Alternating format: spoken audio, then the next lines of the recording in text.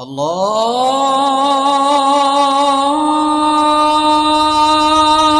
আকবার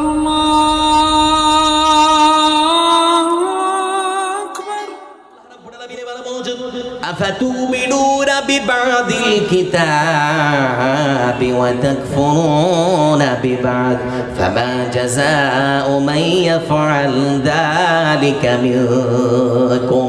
আল্লাহ রাব্বুল আলামিন তিনি বলেন, বান্দারে আমার কোরআনে কারিমের কিছু অংশকে মেনে নিয়ে তুমি কি নিজেকে ইমানদার মনে করেছো নাকি?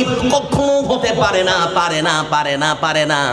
আমার কোরআনের কিছু অংশকে মেনে নিয়ে তোমরা কখনো ইমানদার হতে পারো না।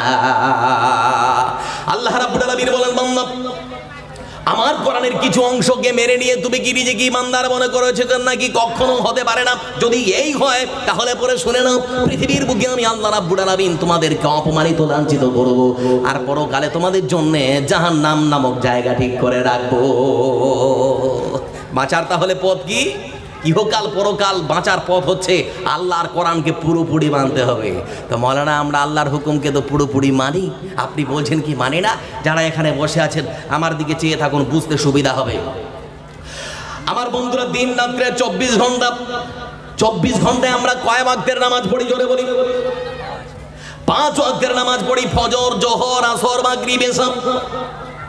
5 ওয়াক্তের নামাজ।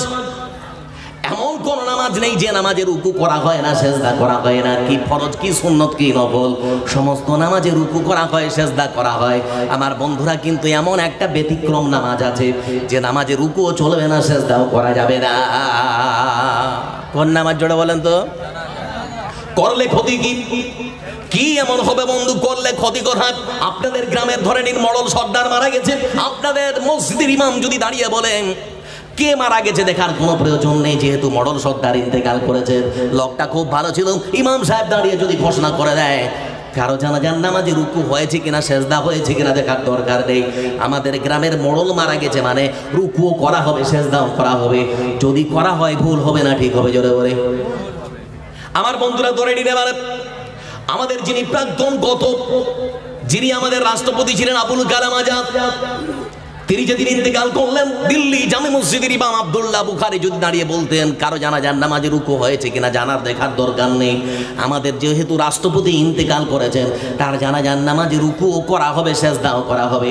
সেদিন যদি করা হতো ঠিক হতো না ভুল হতো? জোরে বলে।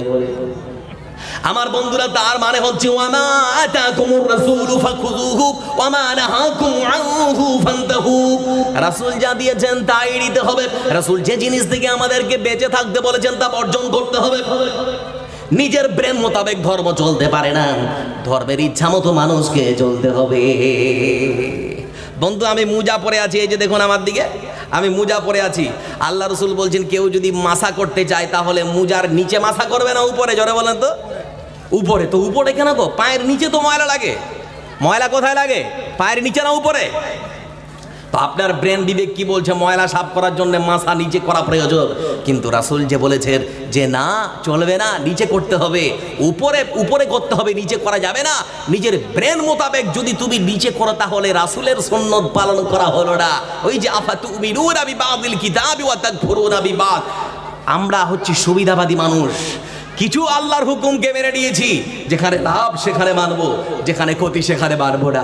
এই যদি হয় তাহলে দুনিয়াতেও অপমান আর পরকালেও অপমান সহ্য করতে হবে, কেউ বাঁচাতে পারবে না। বন্ধু, আপনাদেরকে বলছি আমরা গোলাম কার? আর একটু জোরে বলি, গোলাম কার? আল্লাহ রাব্বুল আলামিন তিনি বলছেন أفغير دين الله يبغون وله أسلم من في السماوات والأرض طوعا وكرها وإليه يرجعون। আল্লাহ রাব্বুল আলামিন তিনি বলেন, এই পৃথিবীর বুকে আকাশ আর জমিনের মধ্যে তুমি যা কিছু দেখতে পাও, ইচ্ছায় হোক আর অনিচ্ছায় হোক, পাহাড় পর্বত সমুদ্র নদী নালা খাল বিল, তুমি যা কিছু দেখতে পাও সবকিছু আমার হুকুম মেনে চলে বলে সবকিছু শান্তিতে আছে। আমি আল্লাহ রাব্বুল আলামিন সূর্যকে বললাম, সূর্য তুই দিনের বেলা উঠবি, কখনো রাত্রি বেলা চন্দ্রের পথ আটকাবি না। চন্দ্রকে বলেছি, চন্দ্র তুই রাত্রিবেলা উঠবি, দিনের বেলা কখনো সূর্যের পথ আটকাবি না। কুল্লুম ফি ফালাকি ইয়াসবাহুন, সবকিছু নির্দিষ্ট কক্ষপথে নির্ধারিত সময় ঘোরাফেরা করে বলে। সূর্য কোনোদিন চন্দ্রের সঙ্গে ধাক্কা লাগে না, চন্দ্র কোনোদিন সূর্যের পথ আটকায় না, সবকিছু নির্দিষ্ট কক্ষপথে নির্ধারিত সময় ঘোরাফেরা করে বলে। তাদের মধ্যে কখনো আমরা অশান্তি দেখতে পাই না, সব শান্তিতে বাস করছে। কিন্তু আজকে আমরা অশান্তিতে ভুগছি বন্ধু। বর্তমান ভারতবর্ষের মাটিতে যারা অন্যায় করে তাদের সাপোর্টে মিছিল বের হয় গো, তাদের সাপোর্টে মিছিল বের হয়। চলে গেল নাকি লোকটা? আমি কানে একটু আওয়াজ লাগাতে বললাম, এখানে আওয়াজই নাই টোটালি।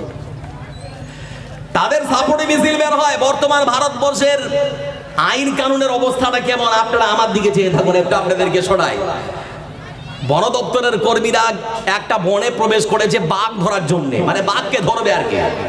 তো যেই বন কর্মীদেরকে দেখতে পেয়েছে বাঘ তখন দৌড় মেরেছে নিজের জীবন বাঁচাবার জন্য। এবার বাঘ দৌড় দিয়েছে, বাঘকে দৌড়তে দেখে মহিষ বাঘকে বলছে, হেরে ভাই তুই দৌড়চ্ছিস কেন? তো বলছে, আর বলিস না, আমাকে বনকর্মীরা ধরতে এসেছে, নিজের জীবন বাঁচানোর জন্য পালাচ্ছি। তো যখন মহিষকে বাঘের কথা বলেছে তখন বাঘের সঙ্গে মহিষও দৌড়চ্ছে। তো বাঘ তখন আবার মহিষকে বলছে, বেটা ধরতে এসেছে আমাকে, তুই কেন দৌড়চ্ছিস? তো মহিষ তখন আবার বাঘকে বলছে, ভাই এটা ভারতবর্ষ, আমাকেও যদি বনকর্মীরা ধরে নিয়ে গিয়ে আদালত পর্যন্ত হাজির করে দেয় তো জর্জের সামনে আমাকে প্রমাণ করতে 20 বছর লেগে যাবে যে আমি মহিষ, আমি বাঘ নই, আমি মহিষ, আমি বাঘ নই, 20 বছর লেগে যাবে। বর্তমান ভারতবর্ষের এটা হচ্ছে বর্তমান আইন আর কানুনের অবস্থা। আইন আছে কিন্তু আইন প্রয়োগ করা হয় না। যদি এই হয় তাহলে পরে চিন্তা করে দেখুন যে 4 জন ধর্ষকের বারবার তারিখ ফাঁসির সাজা নির্ধারণ হওয়ার পরেও, বারবার সুপ্রিম কোর্ট ফাঁসির সাজা দেওয়ার পরেও, রাষ্ট্রপতির কাছে প্রাণ ভিক্ষা চাওয়ার পরেও সেটাও খারিজ হয়ে গেছে। কে তাহলে আটকাচ্ছে বন্ধু? চিন্তা করে দেখুন কোন জায়গায় চলে গেছি।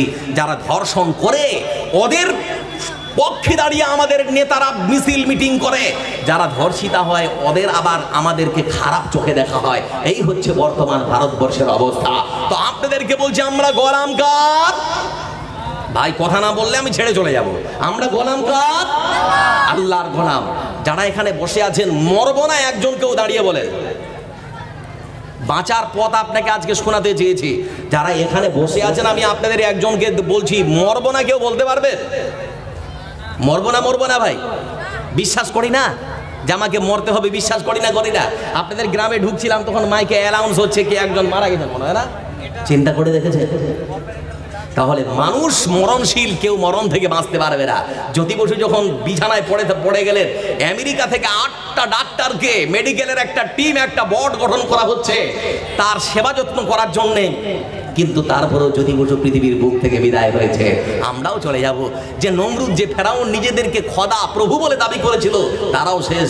রাসূল সাল্লাল্লাহু আলাইহি ওয়াসাল্লাম এসেছেন, তিনিও চলে গেছেন, আমরাও চলে যাব, কেউ থাকতে আসেনি। এটাই চিরন্তন সত্য কথা। যার মধ্যে জীবন আছে তাকে মরতেই হবে, কেউ মরণ থেকে বাঁচতে পারবে না। তো আমরা মরবো, পৃথিবীর বুকে যা করব আল্লাহর কাছে আবার আমাদেরকে জীবিত আল্লাহ করবেন, আবার আমাদেরকে বুঝিয়ে দিতে হবে। এইটা বিশ্বাস করি না? পৃথিবীর বুকে যা আমল করবো আল্লাহর কাছে আবার দাঁড়িয়ে আমাদেরকে সবকিছু বুঝে দিতে হবে, এটা বিশ্বাস করি না ভাই? করি। আচ্ছা, যারা এখানে বসে আছেন মরণের পর জীবন আছে, এটা বিশ্বাস করেন? করি। আল্লাহ রাব্বুল আলামিন কোরআন কারীমের ভেতরে বললেন, ওয়াল্লাহুল্লাযী আরসালার রিয়াহা ফাতুসীরু সাহাবা ফাসুকরাহু ইলা বালাদিন মাইত فأحيينا به الأرض بعد موتها كذلك النشور। আল্লাহ রাব্বুল আলামিন তিনি বলেন, এই পৃথিবীর বুকে আমি আল্লাহ রাব্বুল আলামিন যাকে জীবন দিয়েছি তাকে মৃত্যুর স্বাদ গ্রহণ করতেই হবে, বাঁচতে পারবে না। এই পৃথিবীর বুকে আমি আল্লাহ রাব্বুল আলামিন তোমাদেরকে যেমন করে জীবন দান করেছি, আবার তোমার মৃত্যু হবে। আমি আল্লাহ রাব্বুল আলামিন আবার তোমাকে পুনরায় জীবন দান দেব। কেমন করে গো? যে আল্লাহ মায়ের পেটে আমাদেরকে জীবিত করতে পারে।